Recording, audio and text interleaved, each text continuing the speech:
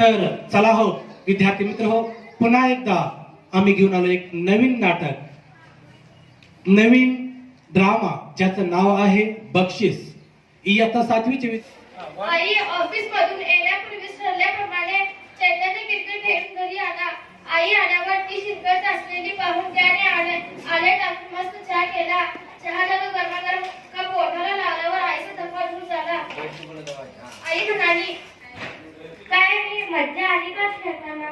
चैतन्य म्हणाला, खूप मजा आली, पण आई आज एक प्रकल्प दिला बाईंनी. आई म्हणाली, अरे बापरे, तुझा प्रकल्प म्हणजे पोटात गोळा येतो माझ्या, त्यातून तुझे बाबाही तरी नाही, आम्ही दोघे हातभार लावतो, तेव्हा कुठे पूर्ण होतो तुझा प्रकल्प. आज काय सांगितलंय ना ग? चैतन्य म्हणाला, आई काही विशेष नाही, बरं मला आता सांग, बाजारातून काहीही असेल की तू ते कशात आणतेस? आई म्हणाली, कशात आणणार? प्लास्टिकच्या पिशव्यात. चैतन्य म्हणाला, पण सामान आणल्यानंतर त्या पिशव्या असं काय करतेस? आई म्हणाली, काय करणार? कचऱ्याच्या डब्यात टाकणार. ते काय मोठे नाही सांभाळून ठेवायला. चैतन्य म्हणाला, पण बरं आता नीट ऐक, उद्या एक तारीख दिला बाईंनी, तसं करूया. महिन्याभरात कुठल्याही कारणाने येणाऱ्या सगळ्या पिशव्या जमून ठेवू, महिन्याच्या शेवटी मोजून तो आकडा बाईंना सांगायचा आहे. आई म्हणाली, चालेल. मग रोज दूध, भाजी, किराणा मालाबरोबर येणाऱ्या पिशव्या आई जमा करू लागली. आताच 1 महिना पूर्ण झाला. चैतन्य म्हणाला, आई चल आपण त्या पिशव्या मेजू. दोघांनी मिळून पिशव्या मोजल्या. म्हणाला, बापरे, 104 पिशव्या दरड. आपण चौघे म्हणजे दरडोई 26 पिशव्या. दर महिन्याला एवढ्या पिशव्या कचऱ्यात टाकतो. आई म्हणाली, बरं झाला ना आता तुझा प्रकल्प? चैतन्य हसून म्हणाला, अगं आई, आता तर खरा प्रकल्प सुरू झाला आहे. दर महिन्याला किती प्लास्टिकच्या पिशव्या वापरले यांची नोंद करायची आणि त्यांचा वापर कमीत कमी करायचा. या सगळ्यांचा अभ्यास मला प्रकल्पांच्या निमित्ताने करायचा आहे. आपण आजपासून प्लास्टिकच्या पिशव्यात वापर काय सांगतो? आई म्हणाली, अरे बाबा, हा कसे शक्य आहे? चैतन्य म्हणाला, काय शक्य नाही होणार? पूर्वी प्लास्टिकच्या पिशव्या नसतानाही लोक जगत होते ना, का ग अशा प्लास्टिकच्या पिशव्यात काय काय आणतो? आई म्हणाली, हा काय प्रश्न झाला? दूध, तेल, भाजी, फळे वगैरे आणतो. चैतन्य म्हणाला, आई तुझा लहानपणी का ग अशा तुम्ही बाजारहाट कसा करायचा? आई म्हणाली, सगळे बदलले बघ. माझी आई काटकसरी सुगृहिणी माझ्या बाबांच्या जुन्या पॅन्टांची पिशवी शिवायची. ते बाहेर निघाली की सोबत एखादी पिशवी असायची.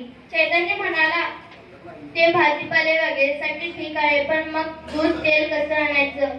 आई म्हणाली, आता सारख्या पॅक पिशव्या दूध, तेल मिळायचे नाही. दुधाची, तेलाची अशा वेगवेगळ्या पिशव्या असायच्या. चैतन्य म्हणाला, ठरलं तर आई, आजपासून चौघांनी प्लास्टिकच्या पिशव्या वापर कमीत कमी करायचा. हे साध्य करणाऱ्या मुलाला बाईंनी छान बक्षीस देणार आहे. आई म्हणाली, मी करीन रे तुला मदत, पण तुझी आजी आणि बाबा यांनीही मदत करायला हवी. तेव्हापासून आई बाबा दोघेही तुझा तिचा डिक्कीमध्ये कापडी पिशवी निसर्गात शेकडो वर्षे तसंच राहते. ते जमिनीचा कस घालते, प्राण्यांच्या पोटात जाऊन त्याचा जीव घेते, जलचरांनाही धोका पोहोचवते, बरेच झाडू म्हटले तर वायू प्रदूषण करते. हे सगळे बाईंनी व्हिडिओ क्लिपद्वारे पटवून दिले होते. महिनाभर प्लास्टिकचा वापर टाळण्याचा एक कठीण कार्यक्रम घरातल्या साऱ्यांनीच एखाद्या व्रतासारखा पाळला. महिना अखेरीस पिशव्या मोजल्या. चैतन्याला जराही वेळ लागला नाही, कारण फक्त 4 पिशव्या होत्या. मनातल्या मनात त्याने स्वतःची पाठ थोपटली. महिना अखेरीस वर्गात बाईंनी मुलांना प्रकल्पाविषयी विचारले. चैतन्याच्या परिवाराने प्लास्टिकचा वापर खूपच कमी केल्याबद्दल त्यांनी चैतन्याचे कौतुक केले. बाई म्हणाली, खरं तर आजच्या प्रसंगी मी एखादी ट्रॉफी देणार होते, पण चैतन्याला मी आज एक रोप देणार आहे. ते त्यांनी वाढवावे, त्याची निगा राखावी. काय चैतन्य आव्हान स्वीकारणार? चैतन्याने हसून मान डोलावली.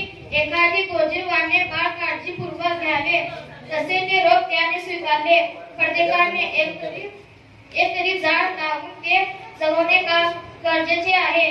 पर्यावरणपूर्वक जीवनशैली कशी असावी या विषयी बाई कोणती रीतीने बोलत होत्या. समोरच्या बालमनावर ते कोरले जात होते.